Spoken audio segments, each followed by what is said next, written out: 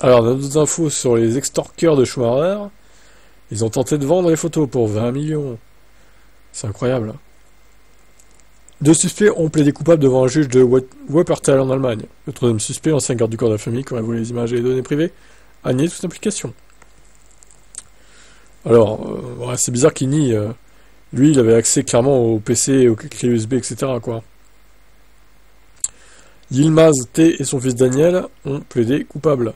Entre-temps, l'ancien garde du corps a nié les accusations. L'affaire s'est révélée encore plus complexe qu'on ne le pensait au départ, selon le journal allemand Bild. Un témoin a affirmé qu'on lui avait proposé les images pour 20 millions d'euros. Mais il aurait répondu par une offre de seulement 2 millions d'euros. Les témoins sont ensuite rétractés, prudemment en raison des menaces des fils de l'un des suspects. Non mais les types, ils essayent de vendre les trucs. Déjà, 20 millions, c'est un peu beaucoup. L'autre, il proposait 2 millions, en vrai, c'est pas mal déjà, 2 millions. Alors, d'ailleurs, le mec, il témoigne, mais bon, il est pas tout blanc, quoi. Hein. Le mec, il a failli accepter quand même. Hein. Au début de l'année, les 3 hommes ont été arrêtés dans le cadre de ce chantage. Un ancien agent de sécurité de la famille, qui avait été chargé de numériser des photos privées, aurait rendu les images accessibles. Un autre individu et son fils sont accusés d'avoir orchestré la tentative de chantage. Les suspects auraient multiplié les appels téléphoniques pour réclamer les 15 millions à la famille Schumacher, menaçant de publier le matériel sensible sur le dark web si le paiement n'était pas effectué. Lors de l'arrestation de l'ex-agent de sécurité, les autorités ont saisi une quantité importante de preuves, notamment des disques durs, des clés USB et des téléphones portables contenant les séquences incriminées.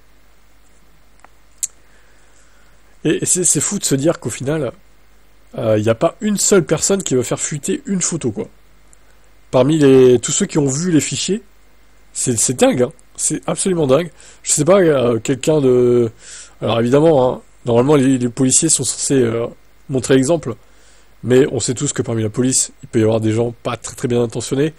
Il y a un flic en vrai qui aurait pu faire fuiter les photos. Ou au moins quelques-unes. Sur le dark web. Et ça sera ressorti sur X ou je ne sais où du coup. Mais c'est pas le cas, donc incroyable. Tout le monde est bien élevé, tout le monde respecte la loi, c'est l'Allemagne quoi. Ma foi, ils sont respectueux, mais tant mieux d'un coup. Tant mieux, mais même si je serais curieux de savoir à quoi il ressemble maintenant, Schumacher quand même. C'est un peu de la curiosité malsaine, hein, j'avoue, mais... Bon alors, de là à payer 2 millions, faut peut-être pas exagérer, même 20, c'est encore pire quoi, n'importe quoi.